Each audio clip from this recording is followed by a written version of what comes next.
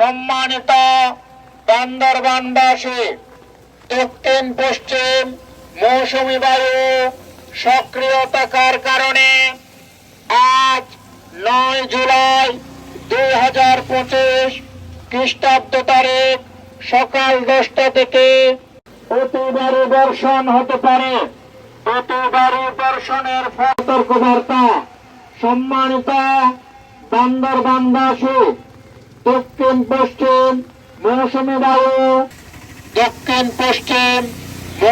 বায়ু সক্রিয় থাকার কারণে আজ 9 জুলাই 2025 খ্রিস্টাব্দ তারিখ সকাল 10টা থেকে পরবর্তী 24 ঘন্টায় চট্টগ্রাম বিভাগের বান্দরবান জেলার পাহাড়ি অঞ্চলে ভূমিধসের সম্ভাবনা রয়েছে।